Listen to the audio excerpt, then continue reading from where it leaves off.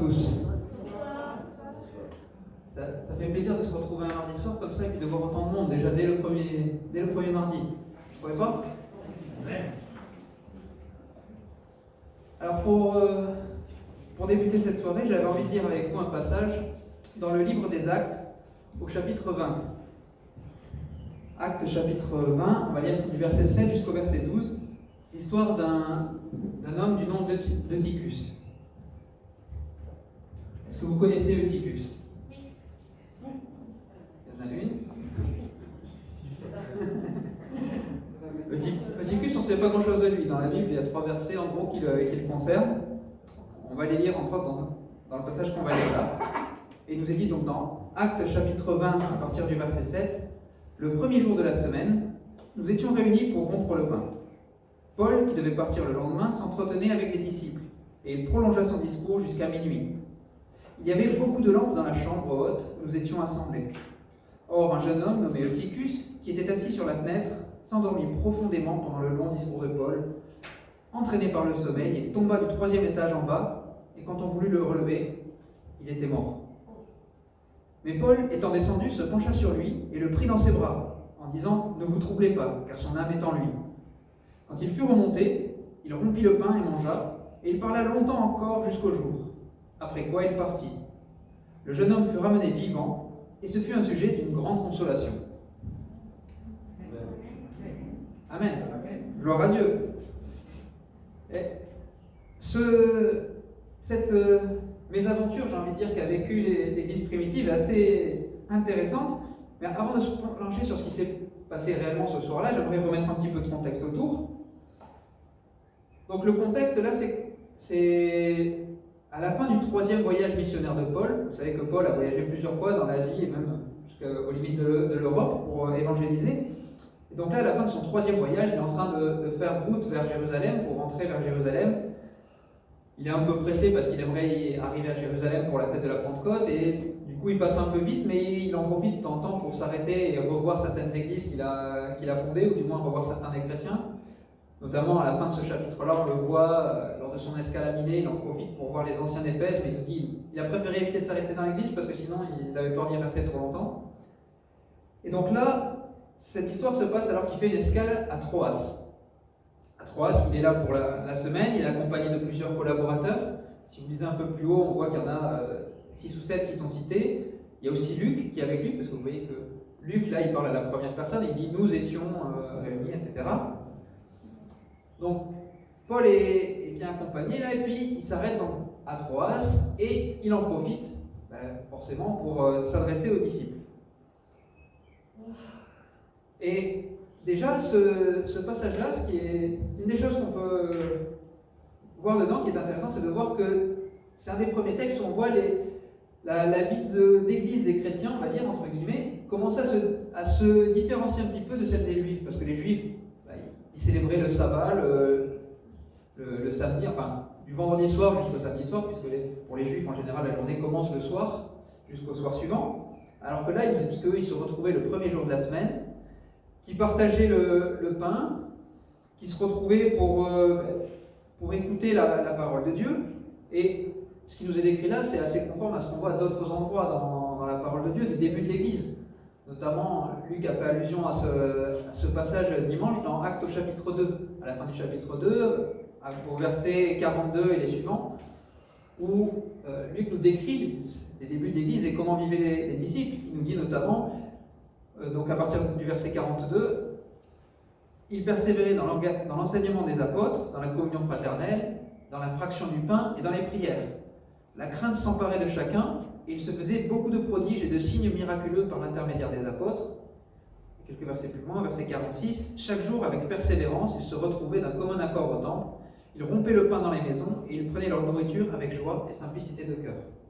Donc ce qu'on voit dans cette vie d'église, c'est qu'il y avait une communion fraternelle là, qui était assez importante, et on voit que les aspects un petit peu liturgiques ou formels du culte étaient un peu mélangés aussi avec des moments un peu plus informels. On les voyait prendre leur repas là, en même temps qu'il y avait le temps aussi d'enseignement, tout ça qui s'enchaînait un peu naturellement pour eux.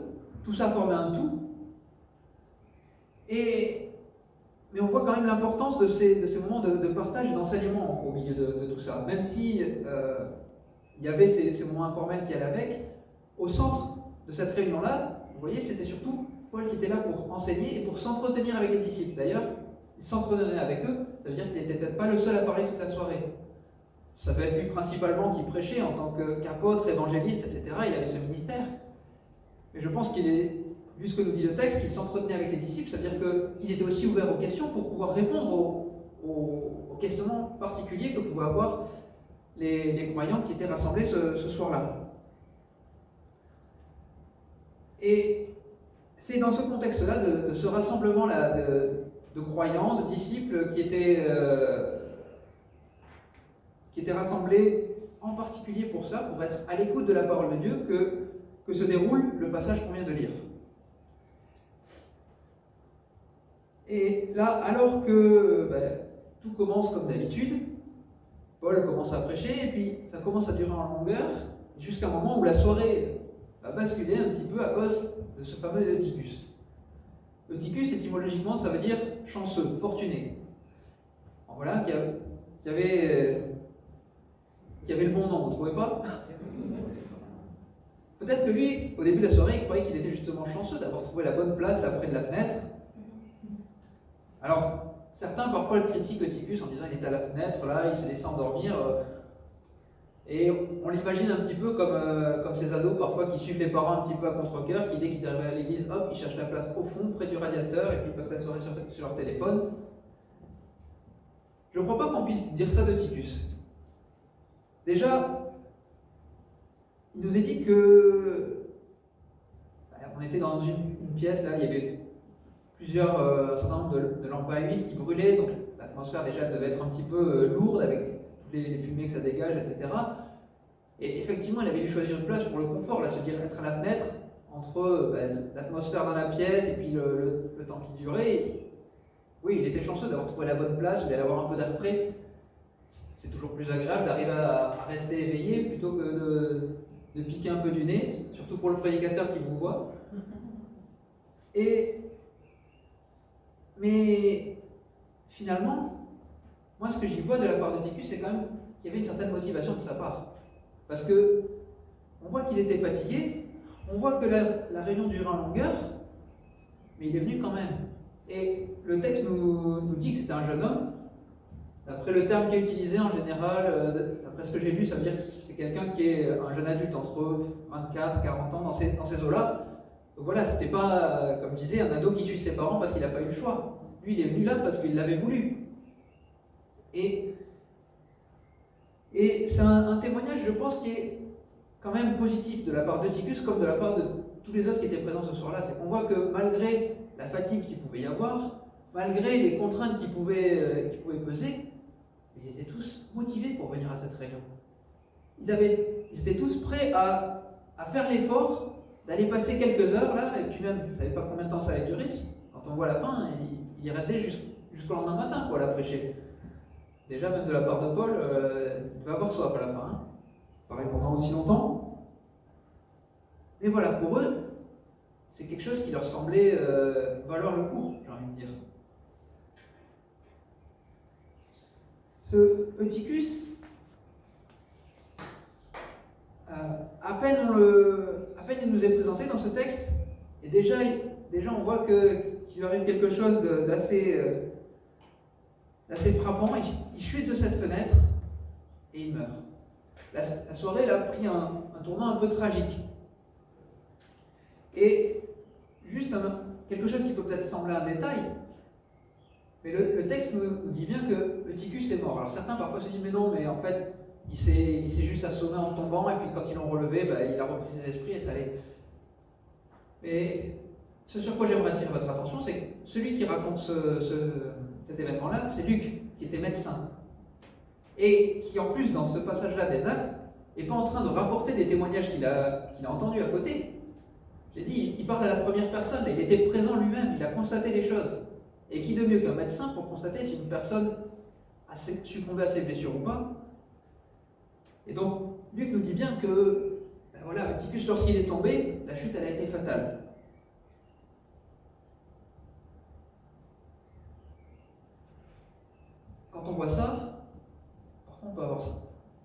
tenté de se dire, enfin, pas vous j'imagine, mais d'autres personnes pourraient dire, en voilà, qu'il aurait mieux fait de rester chez lui. Là, sa soirée, il a tout gagné. Il a voulu aller à la réunion, il a voulu aller assister à sa réunion de prière avec les autres. Qu'est-ce que ça lui a apporté? Il est tombé d'une fenêtre, il en est mort. Mais je pense que c'est jugé un peu vite que de dire que Eutychus a perdu sa soirée en allant s'installer là-bas sur cette fenêtre. Parce que ça me faisait penser à cette remarque que Jésus a eue lorsqu'il s'adressait à Marthe et Marie. Vous vous rappelez, lorsque Jésus visitait ses amis, Marthe, Marie et leur frère Lazare à Béthanie, que Marthe s'agitait et que Marie, elle, était restée assise aux pieds de Jésus. Qu'est-ce que Jésus a dit à Marthe lorsque Marthe a commencé à en avoir marre de voir sa sœur là assise à rien faire? Il lui a dit, une seule chose est nécessaire, Marie a choisi la bonne part, celle qui ne lui sera pas enlevée. Et est-ce que Eutychus n'avait pas fait lui aussi le bon choix de choisir la bonne part? En particulier quand on voit comment le reste de la soirée s'est déroulé. Parce que finalement, Dieu a honoré d'une certaine manière le sacrifice qu'il avait fait là. Parce que venir lorsque vous êtes fatigué à une réunion, c'est une forme de sacrifice aussi. C'est que vous êtes en train de prendre un peu de temps sur le temps que vous auriez préféré consacrer à du repos, à vous détendre, pour le consacrer à Dieu. Et Dieu l'a honoré d'une certaine manière, ce sacrifice que Eutychus a fait, parce qu'il n'a pas permis qu'il souffre les conséquences de cette chute, les conséquences du fait qu'il soit venu en étant aussi fatigué à ce temps de communion fraternelle. Et combien d'hommes, de femmes, de jeunes gens pourraient témoigner que certaines fois, ils ont hésité à venir à la réunion de prière un soir de la semaine, parce qu'ils étaient fatigués, parce qu'il y avait un examen à préparer, parce que le lendemain, il y avait quelque chose, il fallait se lever tôt pour partir quelque part, pour assister à un événement important. Et finalement, ils ont décidé, bon allez, je vais faire l'effort quand même, tant pis si je suis un peu trop fatigué demain, mais je vais quand même aller à la réunion de prière, je vais quand même aller participer à ce temps-là. Et puis derrière, ils peuvent témoigner qu'ils n'ont pas regretté, que le temps qu'ils ont passé avec Dieu valait largement le coup, malgré le prix, entre guillemets, qu'ils étaient prêts à payer pour ça.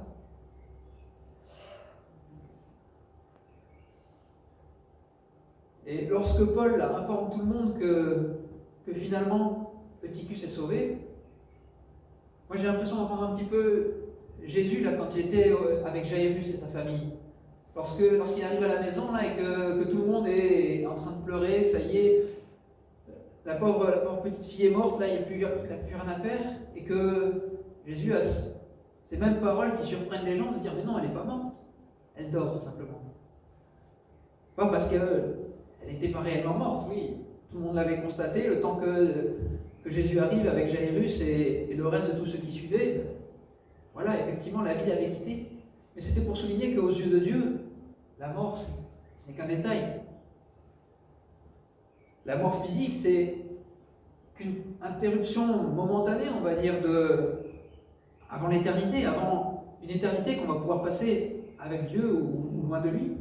Et que, même s'il le veut, Dieu peut très bien l'inverser pour redonner un peu plus de temps à une personne. Or, bien sûr, on sait que ce n'est pas le cas de la majorité. Vous savez, comment il nous est dit dans les Épîtres, qu'il est réservé aux hommes de mourir une seule fois. J'ai envie de dire, pour la majorité d'entre nous. Certains ont eu ce privilège que, par la grâce de Dieu, Dieu leur a donné un peu plus de temps, mais derrière, la mort finale a fini par arriver et il a fallu passer en jugement. Eh bien, là, lorsque la mort du corps seulement arrive, aux yeux de Dieu, ce n'est qu'un détail. Et ce qui me fait encore plus sourire, c'est de voir l'attitude à la fois de Paul et même de Luc qui raconte l'histoire vis-à-vis de ce qui s'est passé. Je vous ai dit, Eutychus, il n'y a que 3 versets qui parlent de lui dans la Bible. Si vous relisez tout ce qu'on a lu, il n'est fait allusion à lui en particulier que dans 3 versets. Le premier où il est assis à la fenêtre, le deuxième où il tombe, et puis Paul se rue pour aller le reprendre, et puis après à la fin, lorsqu'il nous a dit qu'il est ressuscité, qu'ils l'ont ramené vivant. Et ça donne presque l'impression que ce qui s'est passé, c'était qu'un détail de la soirée. Vous avez vu la conduite de Paul? Il dit à tout le monde, c'est bon, ça vit encore en lui. Et puis derrière, hop, il reprend le cours de la soirée, il reprend la prédication, et il y est de nouveau jusqu'au matin. Et même Luc, il reparle de Paul derrière, et c'est qu'après avoir parlé du départ de Paul, il dit, ah, et au fait, j'allais oublier, Eutychus, il était bien vivant à la fin. C'est surprenant donc de voir que pour eux, on a presque envie de dire que finalement, c'est peut-être même pas ça qu'ils ont retenu de la soirée. Il y avait quelque chose de plus important dans cette soirée. Ce qui était plus important, c'était d'être à l'écoute de Paul. C'était d'être à l'écoute de la parole de Dieu.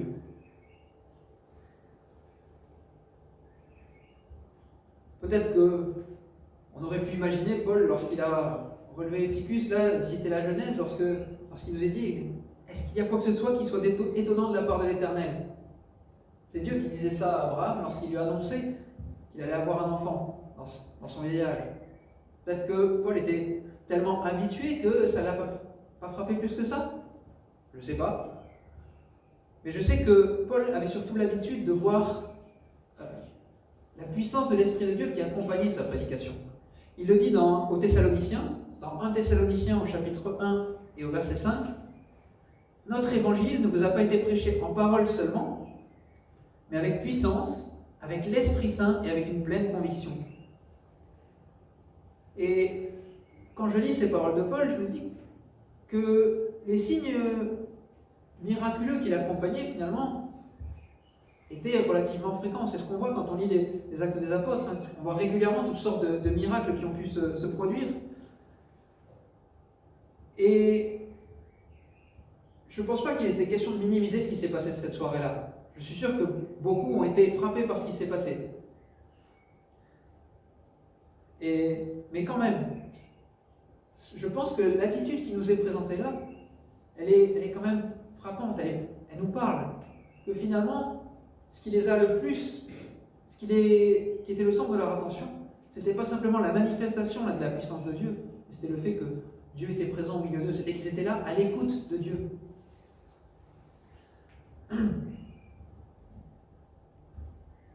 D'ailleurs, un petit détail sur ce miracle-là qui s'est passé, c'est un des rares endroits aussi où on voit un miracle qui se produit à l'intérieur même de l'Église, on va dire lorsqu'il n'y a même pas d'inconvertis. Parce que souvent les miracles sont là lorsqu'il y a des inconvertis ou des personnes qui sont en recherche. Lorsque vous lisez la parole de Dieu, souvent c'est des nouvelles personnes qui viennent à Jésus, qui demandent son aide, et puis hop là, il accomplit un miracle, ou alors Paul ou d'autres apôtres qui accomplissent un miracle et puis d'un seul coup il y a plein de conversions. Là non, ça s'est passé au sein même de la communauté des croyants.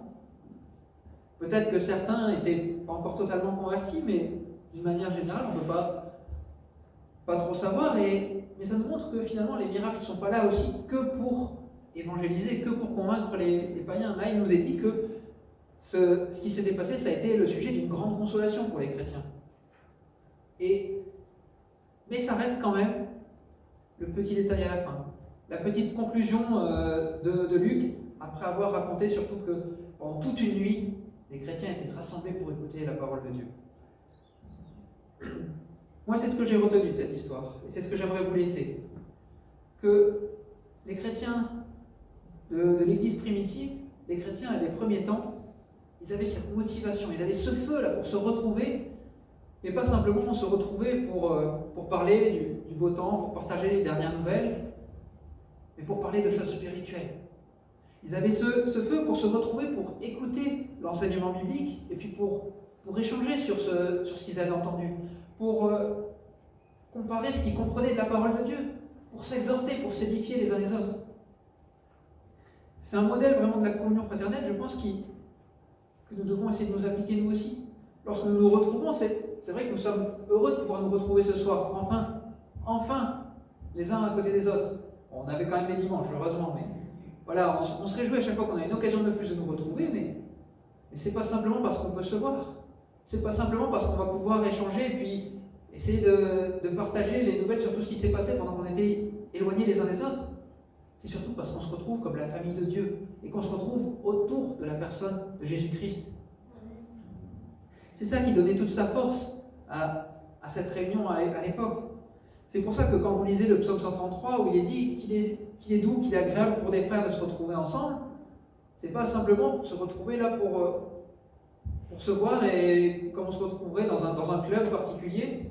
Non, c'est parce que c'est là qu'il y a la bénédiction, parce qu'on se retrouve pour chercher cette bénédiction. On se retrouve au nom de Jésus-Christ. D'ailleurs, Jésus l'a dit aussi, si 2 ou 3 sont rassemblés en mon nom, je suis au milieu d'eux. Et je me rappelle qu'à une époque, je vous avais dit que lorsque Jésus dit cette parole-là, il fait allusion à un dicton ou une parole rabbinique qui disait que lorsque 2 ou 3 sont assis et qu'il y a entre eux des paroles de Torah, la puissance divine réside entre eux. Autrement dit, c'est lorsque 2 ou 3 se retrouvent pour parler de la loi, la Torah, mais la loi c'était la parole de Dieu pour eux. En fait, lorsque 2 ou 3 se retrouvent pour être autour de la parole de Dieu, c'est là que la présence de Dieu est avec eux. Eh bien, j'aimerais que nous aussi nous soyons encouragés à vivre ces temps de communion de la même manière que les premiers chrétiens. Que nous soyons conscients qu'à chaque fois que nous nous retrouvons, ce n'est pas simplement pour le plaisir de nous retrouver, mais c'est surtout pour être rassemblés autour de la personne de Dieu et pour être à l'écoute de sa parole. Luc, dimanche, a insisté sur cette importance qu'il y avait à ce que nous passions du temps nous-mêmes, déjà dans l'étude de la parole, à l'étudier jour après jour, à passer du temps avec Dieu. Et je pense que ça, c'est aussi dans la continuité de ce qu'on a vu. C'est que nous sommes aussi encouragés à continuer à rechercher cette présence de Dieu aussi ensemble. Et que parfois, lorsque nous trouvons des excuses, nous devrions nous poser la question, mais est-ce que ça vaut vraiment le coup de négliger ce temps que je pourrais passer là-dedans avec mes frères et sœurs dans la présence de Dieu pour la raison que je peux avoir? Comme je disais, on a tous de très bonnes raisons. Le problème, ce n'est pas forcément la raison en elle-même. C'est est-ce que cette raison est la vraie raison? Parfois, il y a des gens qui vous donnent une excuse pour ne pas venir. Et je ne parle pas simplement à l'église, mais simplement vous les inviter. Ah non, je ne peux pas parce que je dois faire ceci, je dois faire cela. Et la raison qu'ils vous donnent, elle est parfaitement acceptable. Sauf qu'en fait, derrière, ce n'est pas tellement la vraie raison, c'est juste qu'ils n'avaient pas envie de venir. Et qu'ils sont bien contents d'avoir une raison à vous donner qui soit acceptable à vos yeux, parce que comme ça, au moins, ils ne vous donnent pas la vraie. Et parfois, est-ce que c'est pas comme ça qu'on se comporte aussi vis-à-vis de l'église? Ah non, je ne peux pas venir parce que là, je suis pris, je me suis engagé ailleurs. Et finalement, ça m'arrange. Mais ça, je ne vais pas le dire. Que Dieu nous donne vraiment de réaliser à quel point nous avons à gagner à venir dans ces temps-là. Que c'est pas simplement un sacrifice, c'est pas simplement quelque chose qui va nous coûter, mais au contraire, c'est quelque chose qui va nous bénir. Que Dieu nous donne vraiment de rechercher cette même communion fraternelle et lorsque nous sommes rassemblés, bien de la vivre de cette manière-là, de ne pas gaspiller ce temps-là avec toutes sortes de frivolités, à simplement nous réjouir qu'on voit les autres, mais surtout de se dire, allez, je suis là avec des frères et sœurs, c'est l'occasion de vivre plus que ce que je vis avec les autres personnes que je croise au boulot ou dans la rue, que c'est l'occasion, là, j'ai des personnes à qui je vais pouvoir parler de Dieu, pas simplement pour essayer de les évangéliser, mais parce qu'on se comprend, parce qu'on partage quelque chose, parce qu'on est unis autour de cette même parole de Dieu. Que Dieu nous donne vraiment d'avoir ce même feu qu'avaient ses disciples à l'époque. Et nous dire qu'à chaque fois qu'il y a une réunion qui se présente là, de dire « Ah oui, je ne veux pas rater cette occasion-là. La présence de Dieu sera là et il ne faut pas que je la rate. » Est-ce que c'est ce feu que vous avez en vous ce soir? Bon, j'imagine tous ceux qui êtes là. Vous tous qui êtes là, c'est parce que vous aviez ce même désir. Eh bien, prions que Dieu puisse nous aider à entretenir ce feu, à entretenir ce désir vraiment de vivre cette communion fraternelle au sens spirituel du terme. Cette communion fraternelle, nous sommes rassemblés non pas comme n'importe quel club, comme n'importe quel groupe, mais vraiment rassemblés au nom de Jésus, rassemblés autour de la parole de Dieu, en sachant que nous allons être bénis parce que Dieu est présent au milieu de nous. Amen. Amen. Oui Seigneur, c'est vrai que c'est un sujet de joie pour nous de pouvoir nous retrouver, c'est une grâce de pouvoir revenir dans ta maison Seigneur, et nous nous réjouissons à chaque fois que ces restrictions sont levées et que nous pouvons nous retrouver dans ta maison Seigneur mon Dieu. Mais nous voulons surtout Seigneur nous rappeler la raison pour laquelle nous nous retrouvons Seigneur. Nous voulons nous rappeler que si nous nous retrouvons, ce n'est pas simplement pour répondre à nos besoins de sociabilité, ce n'est pas simplement parce que nous aimons croiser du monde, mais c'est parce que nous venons dans ta maison, Seigneur mon Dieu. C'est parce que nous venons écouter ta parole. C'est parce que nous venons écouter ce que ton esprit a à nous communiquer, Seigneur mon Dieu. Et quelle joie nous avons de pouvoir le faire, Seigneur mon Dieu, en sachant que tu es présent parmi nous, Seigneur mon Dieu. Quelle joie nous avons ce soir de pouvoir être dans ta maison en sachant que tu étais là parmi nous encore ce soir et que tu as pu parler à nos cœurs, que tu as pu encore nous encourager, nous exhorter, Seigneur mon Dieu. Oh, je te prie que tu puisses nous aider à entretenir ce feu dans nos vies, Seigneur mon Dieu, que nous ne laissions pas les distractions du monde, les inquiétudes peut-être du monde aussi, détourner notre attention et nous faire perdre de vue le fait que lorsque nous venons dans ta maison, ce n'est pas simplement une charge, loin de là. C'est surtout un moment que nous te confions, Seigneur mon Dieu. Un moment que nous allons passer dans ta présence pour que toi tu puisses agir dans nos cœurs, que tu puisses nous travailler, nous restaurer, nous relever, Seigneur mon Dieu. Et que finalement ce n'est pas un sacrifice que nous faisons, mais au contraire, c'est un temps où nous allons pouvoir être bénis, Seigneur. C'est un temps qui va pouvoir nous être profitable, Seigneur mon Dieu. Oh oui, renouvelle ce feu dans nos cœurs, Seigneur mon Dieu. Et que tout ton peuple puisse être bouillant de se retrouver dans ta présence, Seigneur. Dimanche après dimanche, mardi après mardi, Seigneur mon Dieu.